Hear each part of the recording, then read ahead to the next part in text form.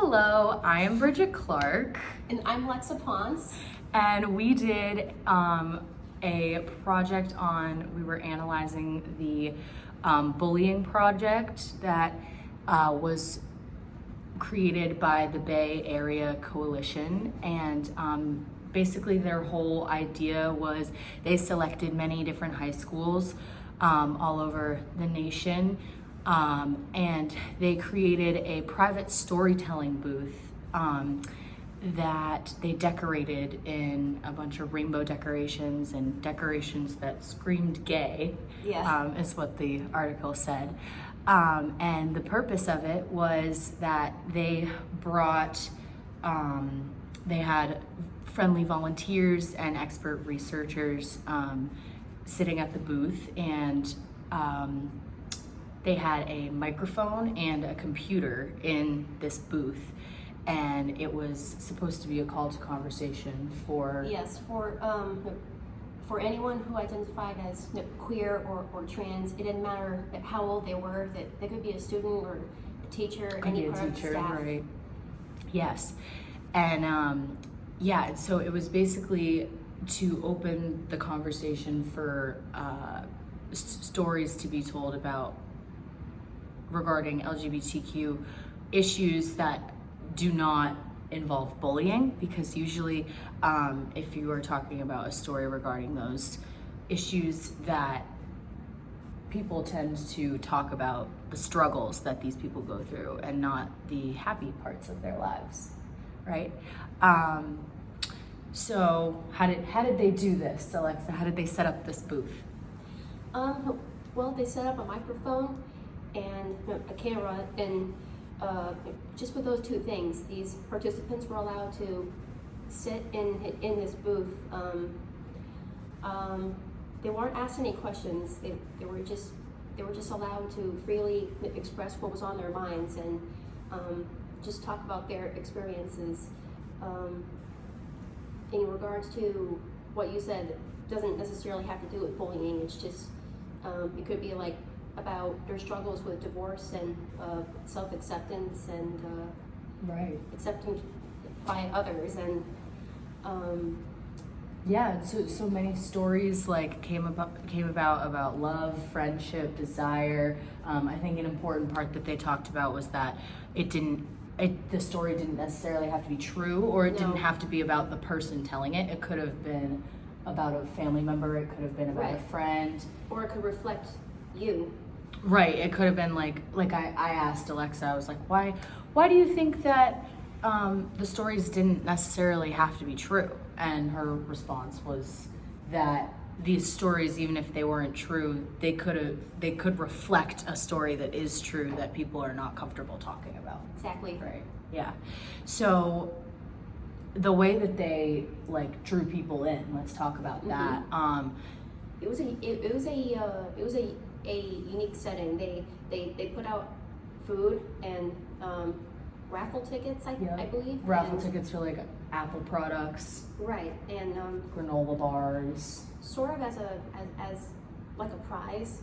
I suppose like at the end of those 2 weeks, because this was supposed to be a 2-week project, and not everybody wanted to join. They would quite often avoid the setting pretty deliberately, and wasn't really explained why other people were like uncomfortable to pass through by that area. But they just were. But it didn't stop the research team from making that effort to try To connect with them, right? Yeah, and at least try and invite others to participate if they want to. Yeah. When we were talking about the ideas after reading this article and everything, Alexa asked me, she was wondering why they would have the bowls of granola bars or the raffles or whatever. Like what was the reason for that other than just for fun? Yeah, that confused me at first. Yeah, and so my response was that I believe that it was it was a way of covering up people's interest in the booth. So if you have a closeted student that wants to go over to the booth and tell their story, but then they have friends that don't support them, and their friends are like, yo man, why are you over at the booth? Are you gay? Like blah blah blah. And he's like, nah man, I want to just get an iPod from the raffle. You know, it gives them an excuse, not that they should have to have one, but Yeah, it's a distraction. it's a distraction from their actual interest in the booth. And so, and then also, how else did they also make it so it was kind of low key? Well, they would sometimes place this booth in pretty conspicuous Yeah, that was a big locations part of it. around the campus. Like sometimes it would be in some corridor, I think. Yep. They had like a Sometimes- shop class build the booth itself, one of the shop classes in one Yeah, of the schools. and I thought that was awesome. Yeah, they had one on the basketball court. They had like the school committee, like newspaper or like website, announce it. Yeah, a blog. I think a huge part of it that it would not have been successful if the schools were not willing to participate and be willing to start this conversation. Right.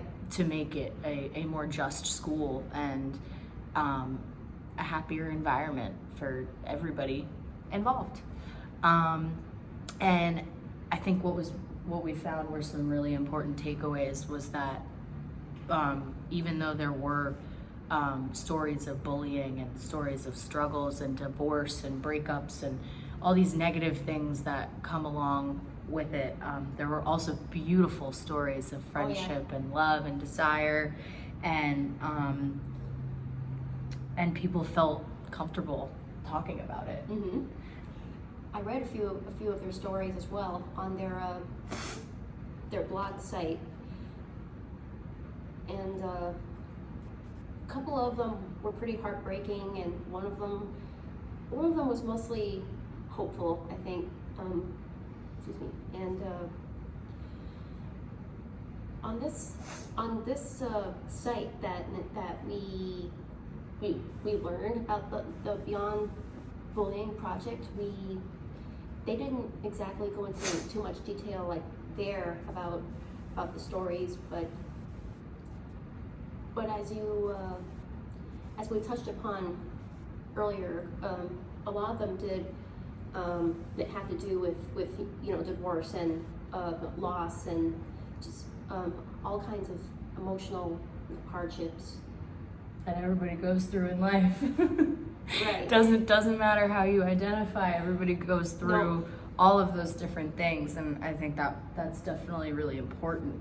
Absolutely. We also talked about how even though there were many students that flocked to the booth, there were also many students that deliberately tried to avoid the booth. I think they said in the article that there was a group of boys that took a wide berth on the way to their gym class, so Yeah. they would purposely avoid it and change the geography of their route to their class, because these kids, for whatever reason, were not comfortable with this conversation, and that is also a big takeaway from this project, for sure.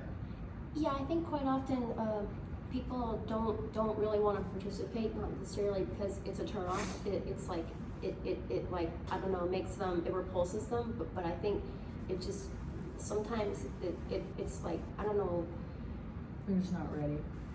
They're not ready, and they're they do share that kind of identity, but they, I don't know. I mean, it's kind of hard to explain unless you're that person. It's like I guess. it's their own personal insecurity Right. that's like reflecting on other people. And perhaps they're denying it. Maybe Perhaps they identify you know, that way. Yeah. Maybe they just don't They're not ready to accept themselves. know. Right. They don't. And so then they won't accept other people if they No. can't accept themselves. No. They don't. Right. They don't want to talk about it. It's- Right. Yeah. Yeah.